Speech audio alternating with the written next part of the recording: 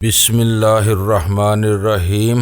گمنام ہیرو کے معزز ناظرین، السلام علیکم۔ آئیے چلتے ہیں کہانی کی طرف۔ اس کی بات میری سمجھ میں آ رہی تھی۔ شہروں اور بڑے قصبات کے مقابلے میں چھوٹے چھوٹے دیہاتوں کی دنیا ہی مختلف ہوتی ہے۔ عام گزرگاہوں سے الگ تھلگ 10 20 یا 50 خاندان اکٹھے رہتے ہیں اور سب لوگ ایک دوسرے سے اچھی طرح واقف ہوتے ہیں۔ کسی واضح جواد حوالے یا رشتہ داری کے بغیر ایک اجنبی کا ان دیہاتوں میں بھٹکنا بھی مشکل ہوتا ہے، اور اگر کوئی شامت کا مارا بھٹک کر آبادی میں جا نکلے تو نہ صرف مرد بلکہ عورتیں اور بچے بھی اسے گھیر لیتے ہیں۔ ایسے موقع پر ان کی جرح کا تسلی بخش جواب دیے بغیر وہ شخص اس گھیراؤ سے صحیح سلامت نہیں نکل سکا۔ چھوٹے اور دور افتادہ گاؤں میں میسر اس رازداری کی ایک وجہ سے ملا سرکار نے کوٹ مندو کا انتخاب کیا ہوا تھا۔ وہ ایسی عملی دشواریاں تھیں جن کا کراچی میں بیٹھ کر ادراک کرنا ممکن نہیں تھا، لیکن اسی کے ساتھ یہ بھی حماقت تھی کہ اتنی دور آ کر ہم بے نیل و مرام ہی واپس لوٹ جاتے۔ اس لیے میں نے کوٹ مندو کی طرف سفر جاری رکھنے کا فیصلہ کر لیا۔ پتھریلے اور ریتلے راستے بہت ناہموار تھے جن پر جیپ اچھلتی کودتی آگے بڑھتی چلی جا رہی تھی۔ محمود نے بتایا کہ رانی پور سے براہ راست کوئی راستہ کوٹ مندو نہیں جاتا تھا، مگر وہ وقت بچانے کے لیے خود اپنا راستہ بنا رہا تھا۔ اگر وہ رانی پور سے مہراب پور واپس جاتا تو کافی دور تک پختہ سڑک مل سکتی تھی۔ اس سے آگے بھی کچا راستہ نسبتاً ہموار اور آرام دہ تھا۔ تقریباً 2 گھنٹے تک سفر اسی طرح جاری رہا۔ پھر اچانک ہی محمود کو جیپ کے بریک استعمال کرنا پڑ گئے، کیونکہ داہنی سمت کی جھاڑیوں میں سے ایک نوجوان عورت تار تار لباس کے ساتھ بری طرح چیختی چلاتی ہوئی جیپ کے سامنے آ گئی تھی۔ میں جیپ کی پوری طرح رکنے سے قبل ہی اچھل کر نیچے اتر گیا۔ اس وقت تک مظلوم نظر آنے والی وہ عورت چیختی چلاتی ہوئی جیپ کے سامنے گر کر بے ہوش ہو گئی تھی۔ یہ ٹریپ معلوم ہوتا ہے، واپس آ جاؤ، ویرا جیپ میں سے ہذیانی آواز میں چلائی تھی۔ اس وقت تک میرے دل میں اس نوجوان عورت کے لیے ہمدردی کے بے پناہ جذبات موجزن تھے۔ ویرا کی للکار سنتے ہی مجھے خیال آیا کہ لباس تار تار ہونے کے باوجود بے ہوش عورت کے بدن پر کوئی خراش تک نہیں تھی، اور وہ واقعی کسی قسم کا ٹریپ ہو سکتا تھا۔ میں پھرتی سے واپس پلٹا، لیکن مجھے دیر ہو چکی تھی۔ قرب و جوار کی جھاڑیوں سے بیاک وقت 6 مسلح افراد باہر آ گئے تھے۔ ان سب کے ہاتھوں میں کلاشنکوف گنے یا پستول موجود تھے اور ان کے چہروں پر ڈانٹے بندھے ہوئے تھے۔ میں اپنی رائفل اٹھانے بھی نہ پایا تھا کہ ان میں سے ایک شخص نے پیچھے سے حملہ آور ہو کر میری مشکیں جکڑ لی۔ تینوں افراد جیپ کی آہنی باڈی کے کشادہ حصار میں محفوظ تھے۔ میں کھلے میدان میں تھا۔ میں نے سر کو پیچھے جھٹک کر اسے اپنے مد مقابل کے چہرے پر ضرب لگانے کی کوشش کی۔ اسی لمحے کسی نے بے آواز پستول چلا دیا۔ میں اپنے حریف کے ساتھ جیپ سے بہت قریب تھا۔ گولی نہایت آسانی کے ساتھ اس کی کھوپڑی میں اتری تھی۔ ایک دلدوز چیخ مار کر نیچے گرتا چلا گیا۔ یہ واقعات اتنی سرعت کے ساتھ رونما ہوئے تھے کہ حملہ آوروں کا ایک ساتھی ہی اپنی کلاشنکوف چلا سکا تھا۔ اس کے برسٹ سے بچ کر جیپ میں گھسنے میں کامیاب ہو گیا۔ حملہ آور سے جدوجہد ہونے کے باوجود رائفل میری گرفت سے نہیں نکلی تھی۔ اس نازک صورتحال میں وہی اب بہت بری صورتحال سے محفوظ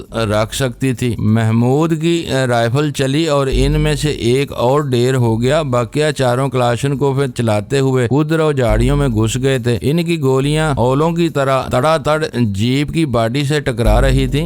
مظلومیت کا روپ دھار کر ہمارے سامنے بے ہوش ہونے والی عورت بھی زمین سے اٹھ کر تیزی سے جھاڑیوں میں روپوش ہو گئی تھی۔ میں چاہتا تو اسے مار گرا سکتا تھا، لیکن میں عورت پر اپنی رائفل کی نال ادھر گما لی جدھر حملہ آور فرار ہوئے تھے۔ سلطان شاہ، محمود اور ویرا نے رائفلوں کو پوری طرح مصروف رکھا ہوا تھا۔ میں بھی ان کے ساتھ شامل ہو گیا۔ کلاشنکوف بے حساب گولیاں برسانے کے لیے ایک بے مثل ہتھیار تھا، لیکن رائفلوں کی ہلاکت خیزی ان پر حاوی تھی۔ بقیہ 4 حملہ آور اور ان کی ساتھی عورت جنگل میں، ان میں سے کوئی اور ہماری رائفل کا نشانہ نہ بنا۔ ان کے چیخ کے ساتھ ہی ان کے پیر اکھڑ گئے اور ان کے ہتھیار خاموش ہو گئے۔ فائر کرتے رہو۔ اپنے ساتھیوں کو سست ہوتا دیکھ کر میں نے تیزی سے کہا، اب وہ اٹھ کر بھاگنے کی کوشش کریں گے، ہماری گولیاں آسانی کے ساتھ انہیں چاٹ لیں گی۔ میری وہ حکمت عملی کامیاب رہی۔ ہم نے حملہ آوروں کے پناہ گاہوں کی سمت میں زمین کے متوازی فائرنگ جاری رکھی۔ حملہ آوروں کی طرف سے خاموشی ہوتے ہی محمود جیپ کو آگے لے گیا اور رائفل لوڈ کر کے فائر کیے جا رہا تھا۔ جھاڑیوں میں سے مزید 2 چیخیں ابری اور ہم اپنی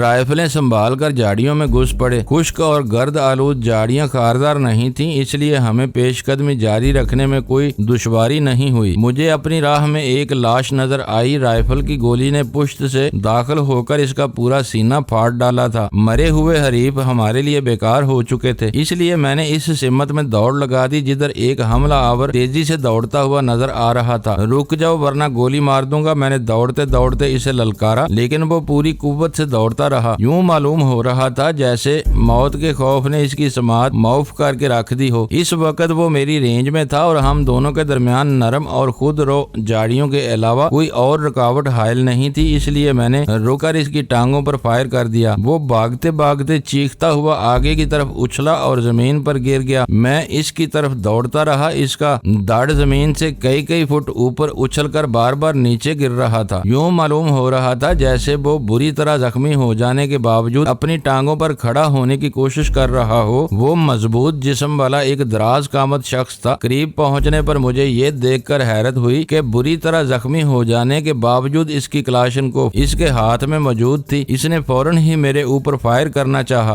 درد و اذیت سے تڑپنے کی وجہ سے وہ مجھے اپنے نشانے پر نہیں لے سکا۔ کلاشنکوف سے پے در پہ 8-10 گولیاں چلیں اور پھر میگزین خالی ہو گیا، لیکن اس شخص کی آنکھوں میں میرے لیے بدترین نفرت موجود تھی۔ اس کے چہرے پر ڈانٹے کی صورت میں بندھا ہوا بڑا سا رومال کھل کر دور گر گیا تھا۔ میں نے اس کے ہاتھ سے کلاشنکوف لینا چاہی تو اس نے زمین پر پڑے وہ آہنی ہتھیار لاٹھی کی طرح میری پنڈلیوں پر رسید کرنا چاہا۔ اگر میں پھرتی سے اچھل کر دور نہ ہٹ گیا ہوتا تو اس نے میری کوئی پنڈلی توڑ دی ہوتی۔ میں نے دور ہٹ کر رائفل لوڈ کی اور اس کی نال اس کے سینے کی طرف تان لی۔ کلاشنکوف دور پھینک دو ورنہ میں فائر کر دوں گا، میں نے شفاقانہ لہجے میں کہا۔ فائر کرو، اس نے اپنا سینہ زمین سے اٹھا کر حقارت سے کہا۔ میں نے ہتھیار ڈالنا نہیں سیکھا۔ اس کی دونوں ٹانگیں چلنی ہو گئی تھی، زخموں سے بے تحاشا خون بہہ چکا تھا، مزید خون بہہ رہا تھا، لیکن اس کی ہمت حوصلے میں کوئی فرق نظر نہیں آ رہا تھا۔ اسی اثنا میں سلطان شاہ محمود کے ساتھ وہیں آ گیا۔ اس نے بتایا کہ ہماری رائفلوں کا نشانہ بننے والے 5 حریف تھے۔ چھٹا میرے سامنے زخمی حالت میں پڑا ہوا تھا۔ عورت زندہ تھی جسے ویرا نے اپنے قابو میں کر لیا تھا۔ تم کس کے آدمی ہو؟ اپنے زخمی حریف کی ذہنی حالت کو مد نظر رکھتے ہوئے میں نے اس سے قدرے نرم لہجے میں سوال کیا، لیکن اس نے میرے سوال کا جواب دینے کی بجائے میری طرف تھوک دیا۔ میں اس سے دور تھا، اس کا تھوکا ہوا خود اسی کے چہرے پر گیا، لیکن اپنے عمل سے اس نے اپنی ضدی طبیعت کا ثبوت دیا تھا۔ وہ ان لوگوں میں سے تھا جو ضد میں آ جانے پر مرنے مارنے پر اپنی زبان کھولنے پر آمادہ نہیں ہوتے۔ مارو، سورما ہو تو گولی مارو، میں موت سے نہیں ڈرنے والا نہیں ہوں، اس نے نفرت اور غصے سے مجھے للکارا۔ اسی وقت ویرا اس خستہ حال عورت کو بالوں سے تقریباً گھسیٹتی ہوئی وہاں لے آئی۔ زمین پر پڑے ہوئے زخمی پر نظر پڑتے ہی اس عورت کی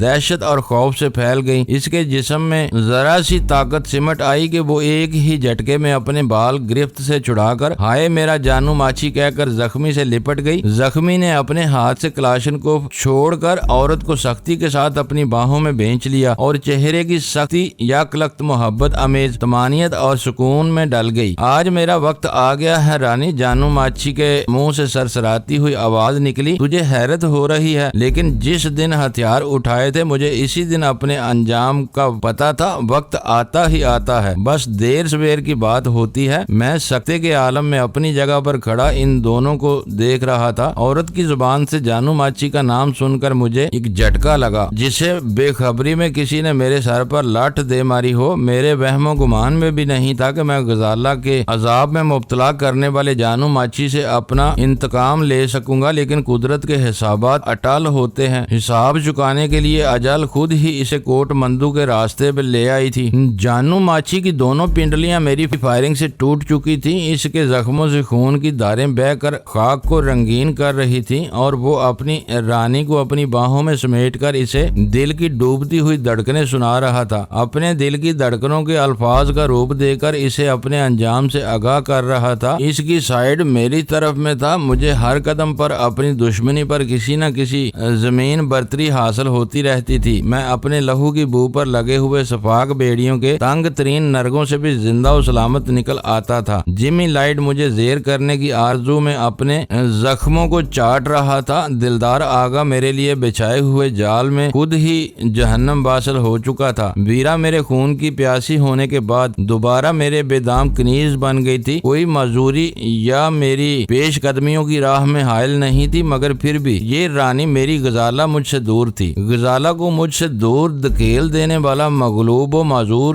جانو ماچی اس وقت یک بیک میری انا کے لیے ایک چیلنج بن گیا۔ اس کی طرف سے میری آنکھوں میں خون اترنے لگا۔ میں نے اپنے غصے پر قابو پاتے ہوئے کرخت آواز میں کہا، سیدھی کھڑی ہو جاؤ، اسے میرے پاس رہنے دو۔ جانو ماچی نے نرم اور خوشامدانہ لہجے میں کہا، تم جو کوئی بھی ہو مجھ پر غالب آ چکے ہو۔ میں جانتا ہوں کہ میں مر رہا ہوں، میرے زخموں سے خون بہ رہا ہے، رانی کو بینچنے سے جریان خون اور تیز ہو رہا ہے۔ میں زندگی اور قانون سے بھاگتا رہا اور مرتے دم تک اس کے چنگل سے دور رہنا چاہتا ہوں۔ یہ میری مٹی اور میری زمین ہے، مجھے اسی جنگل سے پیار ہے۔ تم مجھے سکون کے ساتھ اسی ویرانے میں مر جانے دو، میں تمہارا زیادہ وقت برباد نہیں کروں گا۔ رانی میرے پاس رہی تو میں جلد ہی اور پرسکون سے مر جاؤں گا۔ اس کے لہجے کے سکون اور اعتماد نے مجھے حیران کر دیا۔ وہ اس قدر دلیری اور بے خوفی سے اپنی موت کا ذکر کر رہا تھا۔ وہ معمولی دل گردے والے کسی آدمی کا کام نہیں تھا، وہ مرد تھا اور کسی مرد کی طرح بول رہا تھا، لیکن اس کی رانی اس کی چوڑی چکلی چھاتی سے منہ چھپائے کسی عام عورت کی طرح بلک بلک کر رو رہی تھی۔ صورتحال کچھ اتنی گمبھیر اور اثر انگیز ہو گئی کہ میں نے اسی ہدایت پر اصرار نہیں کیا، کیا دیکھ رہے ہو، اس کے سینے پر فائر کرو اور اس کا قصہ تمام کرو۔ محمود نے مجھے متذبذب دیکھ کر تیز لہجے میں کہا، اگر یہ سچ کہہ رہا ہے اور جانو ماچی ہی ہے تو اس کی زندہ یا مردہ گرفتاری پر حکومت کی طرف سے 2 لاکھ روپے کا انعام مقرر ہے۔ اس کی ہلاکت پر تم سے کوئی باز پرس نہیں ہوگی۔ نہیں سائیں، اس نے اپنا کلاشنکوف والا ہاتھ فضا میں بلند کر کے اضطراری لہجے میں کہا، پھر فوراً ہی وہ ہاتھ دوبارہ اپنی رانی کی پشت پر یوں جما لیا جیسے اسے یہ ڈر ہو کہ کہیں ہم میں سے کوئی رانی کو گھسیٹ کر اس کے سینے پر سے الگ ہونے پر مجبور نہ کر دے۔ یہ ظلم نہ کرو، مجھے معلوم ہے کہ میں مر رہا ہوں۔ جانو ماچی کہہ رہا تھا، تمہارا انعام کہیں نہیں جاتا، وہ تمہیں مل جائے گا، مگر مجھے اپنی آخری خواہش ضرور پوری کرنے دو۔ رانی کی باہوں میں آخری لمحے گزارنا میری ہمیشہ کی آرزو رہی ہے۔ اس کے پورا ہونے سے تمہارا کیا نقصان ہوگا؟ رانی کی آمد اور مداخلت سے پہلے جانو ماچی زخمی ہونے کے باوجود وحشی درندہ بنا ہوا تھا، مجھ پر غضبناک تیوروں کے ساتھ تھوک رہا تھا، اپنی کلاشنکوف کے کندے سے مجھے زخمی کرنا چاہ رہا تھا، اور جب میں نے اسے فائر کرنے کی دھمکی دی تو اس نے میرے حکم کی تعمیل کرنے کی بجائے اپنا سینہ تان کر میرے آگے کر دیا تھا اور خود مجھے گولی چلانے کی دعوت دے بیٹھا تھا۔ لیکن رانی کا نرم و مہربان وجود میسر آتے ہی اسے اپنی سسکتی ہوئی زندگی کے ایک ایک لمحے سے یک بیک بے انتہا پیار ہو گیا تھا۔ وہ جو کوئی بھی تھا، میں نے اندازہ لگایا کہ جانو ماچی کو اسی طرح عزیز تھی جس طرح مجھے اپنی غزالہ پیاری تھی۔ اس نے غزالہ کو مجھ سے دور کیا تھا اور اس کی مداخلت کی وجہ سے وہ ملا سرکار کی حیوانی تحویل میں پہنچی تھی، مگر وہ سب اس وقت کے قصے تھے جب جانو ماچی شہ زور اور بیلگام تھا۔ لیکن اس وقت صورتحال یہ اکثر بدل چکی تھی۔ غزالہ اس کی تحویل اور دسترس سے بہت دور تھی۔ وہ چاہتا بھی تو غزالہ کو مجھ سے ملانے کے لیے کچھ نہیں کر سکتا تھا، اور سب سے بڑھ کر یہ کہ وہ قریب المرگ تھا۔ اس لیے میں نے کم ظرفی کا مظاہرہ کرنے کی بجائے اس کی آخری خواہش قبول کرنے کا فیصلہ کر لیا۔ ٹھیک ہے، ہم تمہاری خواہش کے مطابق یہ تماشا بھی دیکھ لیں گے، میں نے اپنی رائفل کی نال جھکاتے ہوئے فیصلہ کن لہجے میں کہا، لیکن یہ تو بتاؤ کہ رانی تمہاری کون ہے؟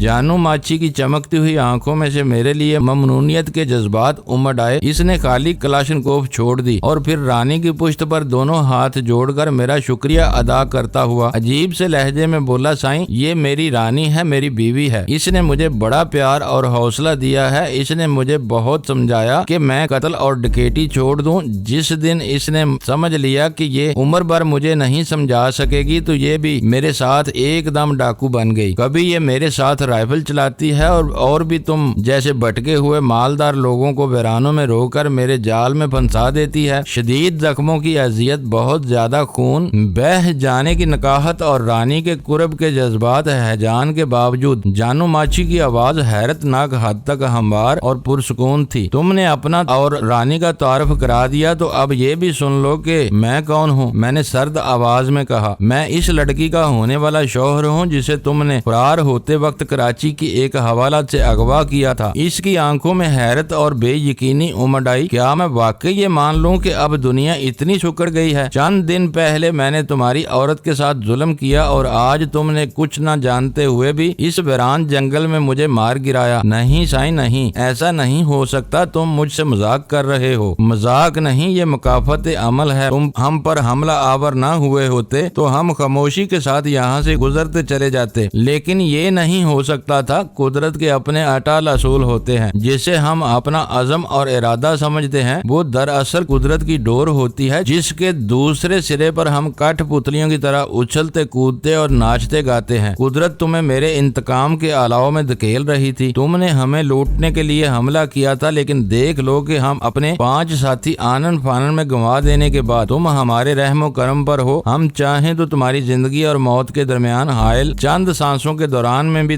تمہیں محرومی کی تڑپ کا تماشا دکھا سکتے ہیں، لیکن میں تم سے وعدہ کر چکا ہوں، اس لیے وعدہ خلافی نہیں کروں گا۔ کاش تم نے مجھ پر گولیاں نہ چلائی ہوتی۔ میرے خاموش ہوتے ہی وہ حسرت امیز لہجے میں بول پڑا، تو میں تمہاری عورت تم کو واپس دلوانے کے لیے کچھ نہ کچھ کر سکتا تھا۔ میں تلخ انداز میں ہنس دیا۔ چند منٹ پہلے تم نفرت اور حقارت سے میرے اوپر تھوک رہے تھے، اور شاید میں بھی مشتعل ہو کر تمہارے سینے میں گولی اتار دیتا، لیکن رانی درمیان میں آ گئی۔ تمہاری التجا اور پھر میری رضامندی کے بعد یہ نوبت آئی ہے کہ ہم ایک دوسرے کے بارے میں دوستانہ انداز میں سوچ رہے ہیں، اس لیے یہ خیال اپنے دل سے نکال دو کہ تمہارے معذور اور زخمی ہوئے بغیر بھی یہ سب کچھ ہو سکتا تھا۔ میرے لیے اتنا بھی کافی ہے کہ اب تم اپنے کیے پر کسی حد تک پشیمان ہو، اور طاقت و ہمت نہ ہونے کے باوجود اس کا ازالہ کرنے کی خواہش رکھتے ہو۔ اگر تم میرے ساتھ مخلص ہو تو صرف اتنا بتا دو کہ غزالہ کہاں اور کس کے پاس ہے۔ اس کی حسرت زدہ آرزو نے میرے دل میں یک بیک امید کے نئے دیے روشن کر دیے تھے۔ کر سکتا تھا، کہہ نہیں سکتا۔ اس کا لہجہ کھرا اور دو ٹوک تھا۔ میرا پیر بہت پہنچا ہوا بزرگ ہے، لیکن ہمیں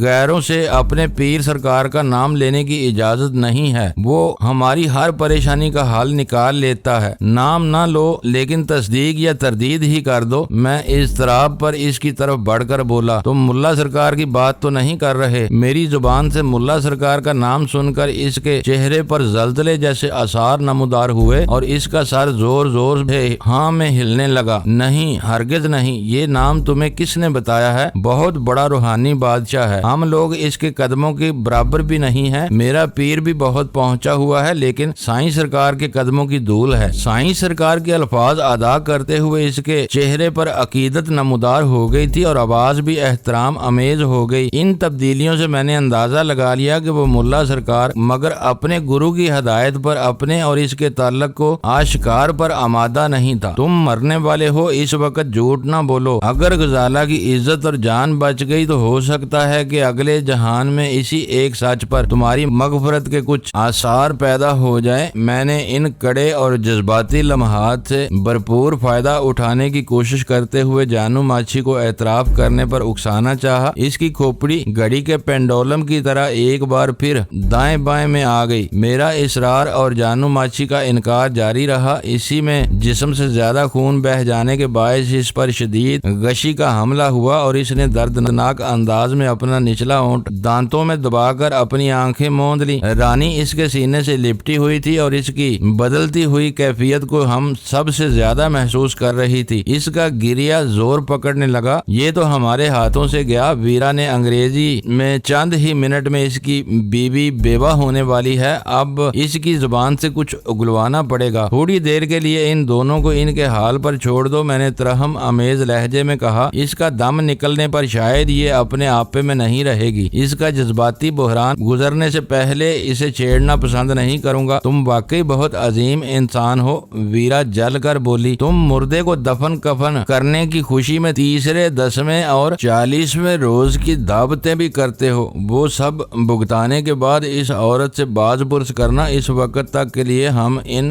بکھری ہوئی لاشوں کے درمیان ہی کہیں خیمے گاڑ لیتے ہیں۔ ویرا کے اس لب و لہجے پر محمود نے حیرت سے اس کی طرف دیکھا تھا، مگر وہ زبان سے کچھ نہیں بولا۔ سلگنے کی ضرورت نہیں، ہم اسے قیدی بنا کر اپنے ساتھ ہی لے جا سکتے ہیں۔ محمود اسے اپنی وسیع و عریض باغ کی کسی کوٹھری میں بند کرا دے گا۔ محمود نے وہ تجویز سنتے ہی تشویش امیز لہجے میں میری بات کاٹ دی۔ یہ نہیں ہو سکے گا، ہرگز نہیں ہو سکے گا۔ ابا جان کو بنک بھی مل گئی کہ ہم نے کسی لڑکی کو باغ میں قید کیا ہوا ہے، تو وہ یہی سمجھیں گے کہ میں اسے بری نیت سے کہیں سے اٹھا لایا ہوں، اور پھر مجھ سے کچھ پوچھے بغیر میری چمڑی ادھیڑ ڈالیں گے۔ اور اگر میں اسے لے جا کر انہی کی تحویل میں دے دوں؟ میں نے ویرا کو آنکھ مارتے ہوئے محمود سے پوچھا۔ یہ مناسب رہے گا، اس کا لہجہ پرسکون ہو گیا۔ اس صورتحال میں تمہیں ان کو بھی پوری کہانی سنانا پڑے گی۔ تم نے کوئی فرضی قصہ تراش لیا تو یہ عورت ہی سب کچھ اگل دے گی، اور ابا جان چاہیں گے کہ تمہیں اس عورت سے جو کچھ پوچھنا ہے وہ انہی کے سامنے پوچھا جائے۔ اس طرح تم اپنے راز کو پوشیدہ نہیں رکھ سکو گے۔ وہ بیچارہ اس باز پرس سے لا علم تھا جو اس کے ابا جان تخلیہ میسر آتے ہی خود شروع کر دیتے۔ جانو ماچی نے چند ہی منٹ بعد زمین پر سسک سسک کر دم توڑ دیا۔ رانی کے بین نے زمین و آسمان کو ایک کرنا شروع کر دیا۔ ہم میں کسی کو جانو ماچی سے ذرا بھی ہمدردی نہیں تھی، لیکن رانی کا بین اس قدر دلدوز اور بے ساختہ تھا کہ میں اندر سے کانپ اٹھا۔ اس وقت مجھے اندازہ ہوا کہ وہ اپنے مرد کو ٹوٹ کر چاہتی تھی اور اس کے مر جانے پر خود کو بالکل بے آسرا اور تنہا محسوس کر رہی تھی۔ ویرا جو چند ثانیے پہلے مجھ پر تنقید کر رہی تھی، میرے کچھ کہے بغیر خود ہی بڑھ کر رانی کو دلاسا دینے میں مصروف ہو گئی تھی۔ اس دشوار گزار اور ویران جنگل میں ڈاکو موجود تھے تو یہ بھی یقینی امر تھا کہ پولیس والے ان اطراف میں آتے رہتے ہوں گے۔ فرد شناس اہلکاروں کو ڈاکوؤں اور تخریب کاروں کی تلاش ہوتی ہوگی تو فرد ناشناس اور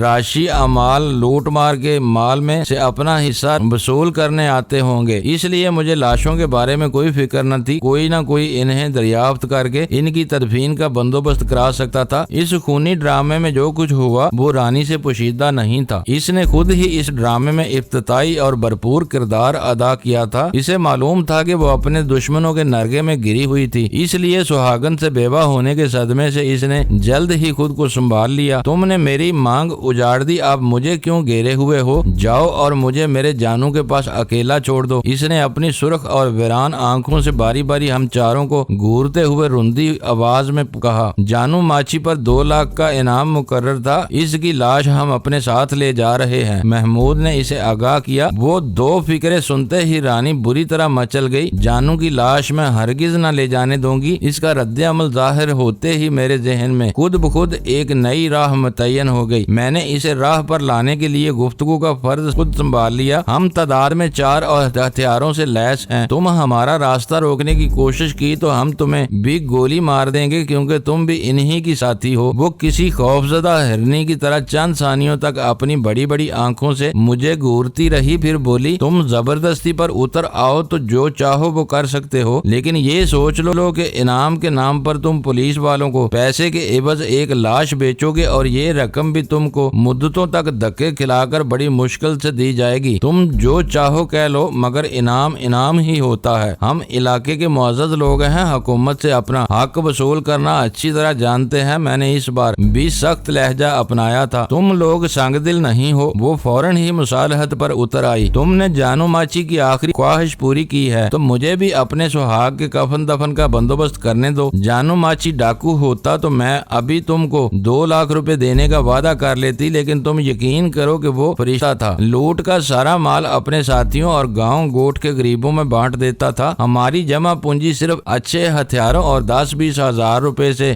زیادہ نہیں ہے۔ وہ چند ثانیوں کے لیے خاموش ہوئی اور ہم میں سے کسی کے بولنے سے پہلے ہی دوبارہ بولنے لگی۔ جانو مر گیا، تم اس کی لاش پولیس کے حوالے کر دو گے تو وہ لوگ اس کے گھر اور گاؤں والوں کو کئی دن تک تھانے میں خوب ذلیل کریں گے، پھر سرکاری اسپتال والے لاش کو چیر پھاڑ کر اس میں برف بھر دیں گے۔ اسے اس کی سزا مل چکی ہے۔ جب تم نے اس کی زندگی میں اس پر رحم کیا ہے تو اس کے مرنے کے بعد اپنے اس رحم کو واپس نہ لو۔ یہ اسی صورت میں ہو سکتا ہے کہ تم ہمیں جانو ماچی کے پیر کے بارے میں بتاؤ۔ ہم پیر سے حلف لیتے ہیں کہ اس کے بارے میں کسی کو کچھ نہیں بتائیں گے۔ ہمارے لیے اوپر خدا تو نیچے بس پیر ہی پیر ہے۔ ہم مر تو سکتے ہیں مگر اپنا حلف نہیں توڑ سکتے۔ کچھ نہ بتاؤ، ہاں یا نہ میں میرے سوال کا جواب دے دو کہ کیا ملا سرکار ہی تمہارا پیر ہے؟ وہ منہ سے کچھ نہ بولی۔ اس کی بڑی بڑی آنکھیں میرے چہرے پر مرکوز رہیں اور میں اس کی آنکھوں میں دیکھتا رہا، مگر محسوس ہو رہا تھا کہ اس کے وجود میں گو مگو کی کیفیت برپا ہو چکی تھی۔ تم وعدہ کرتے ہو کہ پھر جانو کی لاش کو ہاتھ نہیں لگاؤ گے؟ چند ثانیوں کے سکوت کے بعد اس نے پوچھا۔ یہ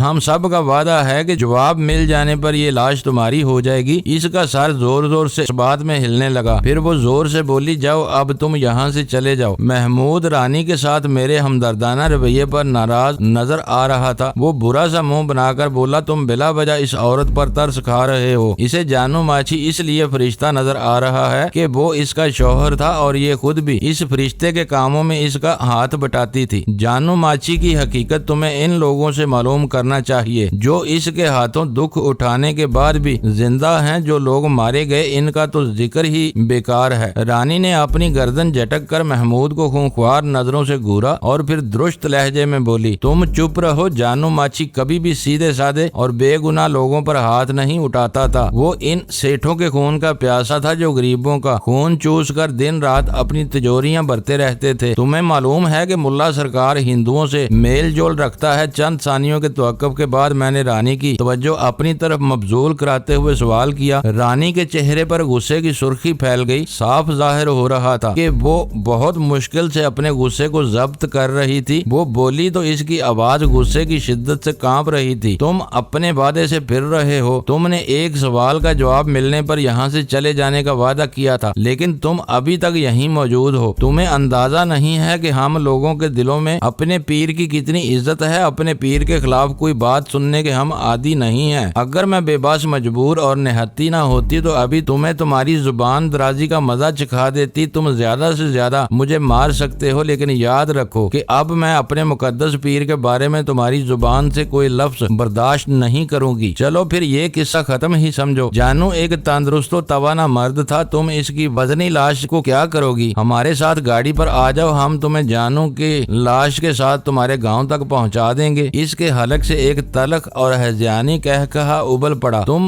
جاؤ، تم جانو کے قاتل ہو، میں تم پر بھروسہ نہیں کر سکتی۔ جانو علاقوں کا بے تاج بادشاہ تھا، اسے ان جنگلوں اور ویرانوں کی دنیا کی ہر نعمت میسر تھی۔ تم چلے جاؤ گے تو یہاں سب کچھ آ جائے گا۔ میں چاہوں تو اپنے سرتاج کی لاش تو پر سجا کر گاؤں لے جا سکتی ہوں، مگر تم چلے جاؤ، خدا کے لیے اپنے وعدے کا پاس کرو اور یہاں سے چلے جاؤ۔ اس نے جنون کے عالم میں آگے بڑھ کر میری جیکٹ گریبان دونوں ہاتھوں میں جکڑ لیا اور پوری قوت کے ساتھ پیچھے کی طرف دھکے دینے لگی۔ ویرا اس دل شکستہ عورت کی کیفیت کو بخوبی سمجھ رہی تھی، اس لیے اس نے رانی کی جسارت پر کوئی تعرض نہیں کیا۔ محمود اس سے بہت زیادہ بدظن تھا اور اسے ذرا بھی رعایت دینے پر آمادہ نہیں تھا، اس لیے وہ بہت تیزی کے ساتھ رانی پر، لیکن میں نے ہاتھ کے اشارے سے اسے روک دیا۔ رانی اشتعال بلکہ جنون کے عالم میں مجھ سے لپٹی جا رہی تھی، میرے گریبان کو بری طرح جھٹکے دے رہی تھی، لیکن میرا ذکر ایک عجیب اور لطیف سی دھند میں ڈوبا ہوا تھا۔ عملاً میں نے رانی کے رحم و کرم پر چھوڑ دیا تھا۔ قدرت کے کھیل نیارے اور انسان کے تخیل سے دور ہوتے ہیں۔ ملا سرکار کی تلاش میں کراچی سے ان اطراف کا سفر کرتے ہوئے جانو ماچی کا نام میرے ذہن کے نہا خانوں میں بہت دور چلا گیا تھا۔ اس نے غزالہ کو حوالات سے اغوا کر کے میرے گھر کی بساط الٹ دی تھی، مگر اسی کے ساتھ وہ خود یوں غائب ہو گیا جیسے میری کہانی میں اس کی شمولیت اسی ایک واقعے کے لیے تھی، لیکن مکافات عمل نے اسے اس ویرانے میں میرے سامنے ہانک کر اسے اس کے انجام کو پہنچا دیا تھا اور وہ پوری طرح میری کہانی کا ایک بھرپور کردار بن گیا تھا۔ لیکن عجیب بات تھی کہ کچھ روز قبل جانو ماچی نے حوالات سے اٹھایا تھا۔ یہ امر یقینی تھا کہ اس واردات میں جانو ماچی نے غزالہ کی مزاحمت پر اس کی پٹائی بھی ضرور کی ہوگی۔ اس نے دونس داندلی اور تشدد کے ذریعے غزالہ کو اغوا ضرور کیا تھا، مگر اس نے غزالہ کی حرمت کی نظر بد نہیں ڈالی تھی اور یہ قدرت کا